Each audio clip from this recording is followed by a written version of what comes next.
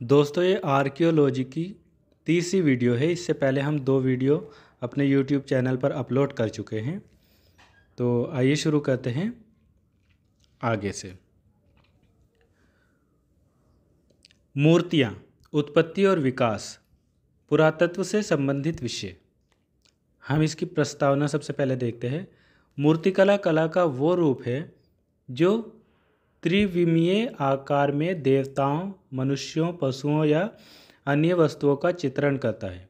यह कला का एक प्राचीनतम रूप है जो मानव सभ्यता के विकास के साथ साथ विकसित हुआ है। पुरातत्वविदों को विभिन्न सभ्यताओं से प्राप्त मूर्तियों का अध्ययन करके उन सभ्यताओं की कला, संस्कृति, धर्म और विश्वासों के बारे में महत्वपूर्ण जानकारी मिलती है। मूर्तियों की उत्पत्ति कैसे हुई, ये देखते हैं। मूर्तियों की उत्पत्ति का सटीक समय और स्थान अज्ञात है। पुरातत्वविदों को अफ्रीका, यूरोप और एशिया के विभिन्न हिस्सों से प्राप्त मूर्तियों के प्रमाण मिले हैं जो 30,000 वर्ष से भी अधिक पुराने हैं।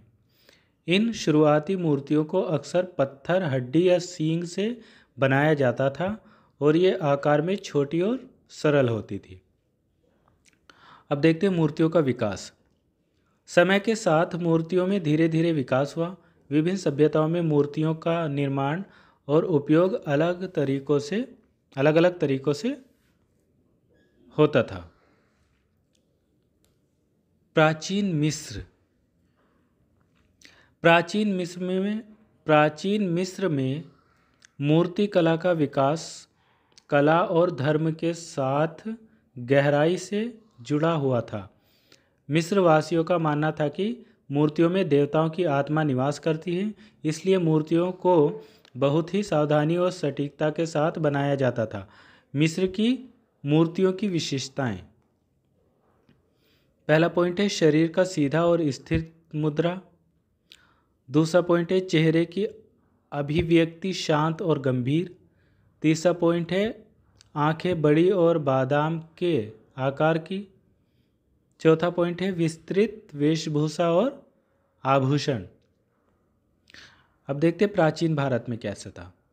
प्राचीन भारत में मूर्तिकला का विकास धार्मिक और सांस्कृतिक बिलीफ्स से प्रेरित था। मूर्तियों का उपयोग देवताओं और देवी देवताओं की पूजा के लिए किया जाता था। भारतीय मूर्तियों की विशेषताएं। पहला पॉइंट है शरीर की लचीली और गतिशील मुद्रा। दूसरा पॉइंट है चेहरे पर भावनाओं का प्रदर्शन। तीसरा पॉइंट है आंखें बड़ी और गहरी। चौथा पॉइंट है विस्तृत आभूषण और वेशभूषा। अब प्राचीन यूनान से संबंधित देखते हैं। प्राचीन यूनान में मूर्तिकला का विकास मानव शरीर की सुंदरता और आदर्शता को दर्शाने पर केंद्रित था। यूनानी मूर्तियों की विशेषताएं इस प्रकार थी। पहला पॉइंट है शरीर का मांसल और सुडौल रूप। नेक्स्ट, चेहरे पर शांत और विचारशील भाव। नेक्स्ट, आंखें छोटी और गोल। नेक्स्ट, नग्न या कम वेशभूषा। निष्कर्ष। मूर्तियाँ पुरातत्वविदों के लिए एक महत्वपूर्ण उपकरण हैं। इनका अध्ययन करके हम प्राचीन सभ्यताओं की कला, संस्कृति, धर्म और विश्वासों के बारे में महत्वपूर्ण जानकारी प्राप्त कर सकते हैं। मूर्तियाँ हमें मानव सभ्यता के विकास और कला की प्रगति को समझने में भी मदद करती है। अतिरिक्त टिप्पणी देख लेते हैं। मूर्तियों का अध्ययन करते समय पुरातत्वविद विभिन्न सामग्रियों, तकनीकों और शैलियों का विश्लेषण करते हैं।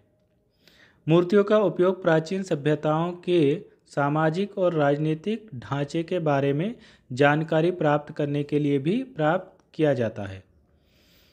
मूर्तियां हमें प्राचीन लोगों की दैनिक जीवन और उनकी दुनिया के बारे में भी जानकारी दे सकती है। अब हम आगे देखते हैं स्तूप, उत्पत्ति, विकास और मुख्य विशेषताएं। सबसे पहले देखते हैं उत्पत्ति कैसे हुई। स्तूपों की उत्पत्ति पूर्व बौद्ध तुमुली के रूप में हुई होगी, जो मिट्टी या पत्थरों के ढेर थे जिन्हें मृतकों के सम्मान में बनाया जाता था।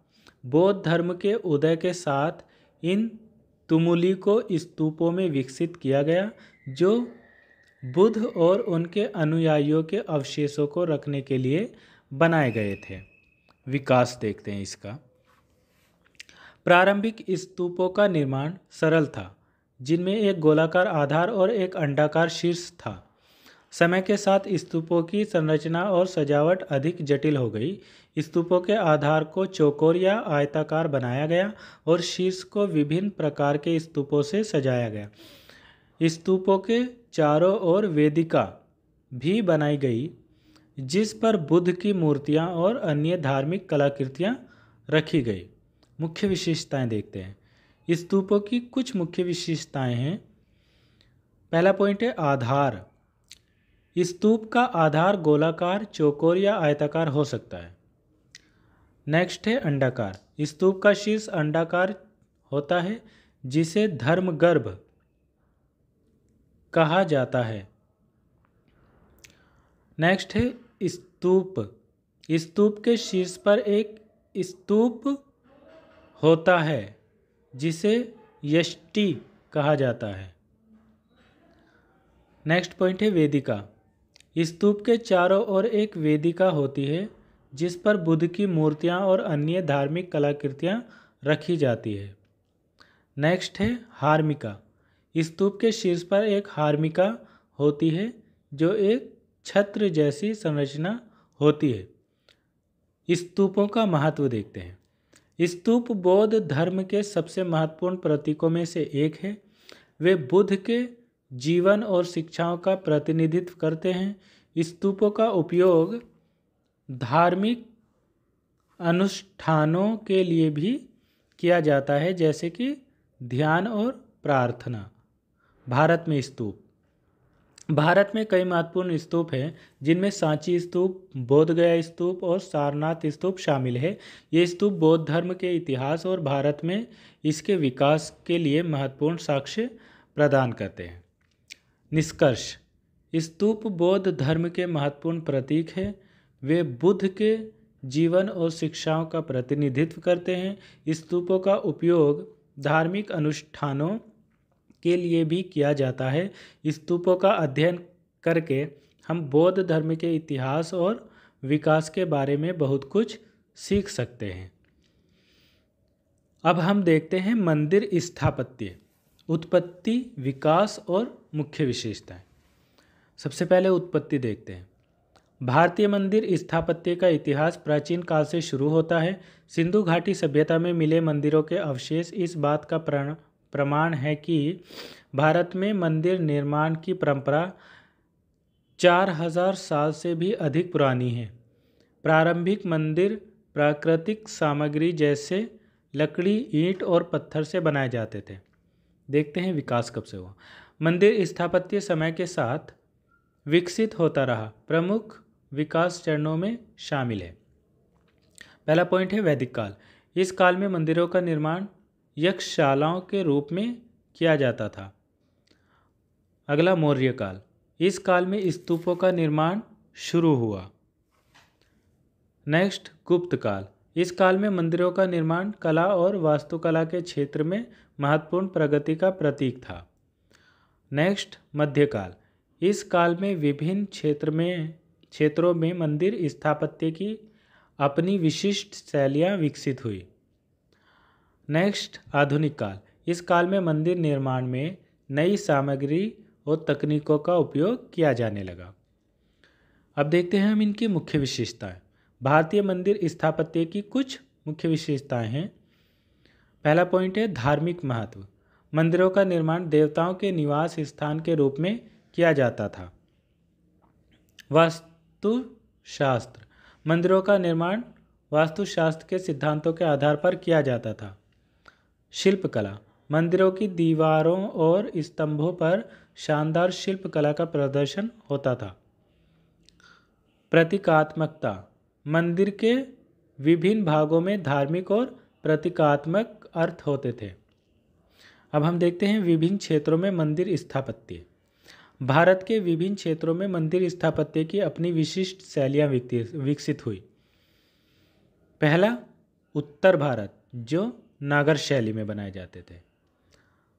दूसरा, दक्षिण भारत, जिनकी शैली द्रविड़ शैली होती थी। तीसरा, पूर्वी भारत, जिसमें वेसर शैली का प्रयोग किया जाता है। निष्कर्ष, भारतीय मंदिर स्थापत्य कला और संस्कृति का एक महत्वपूर्ण हिस्सा है। मंदिरों का निर्माण धार्मिक भावनाओं के साथ साथ कला और वास्तुकला के क्षेत्र में भी भारत की समृद्ध विरासत का प्रतीक है। दोस्तों, आगे के पाठ हम अगली वीडियो में कवर करेंगे क्योंकि ये वीडियो ज़्यादा लंबी हो गई है। अब हम इस सब्जेक्ट का आर्कियोलॉजी का पार्ट 4 बनाएंगे इसके बाद। ठीक है, थैंक यू सो मच।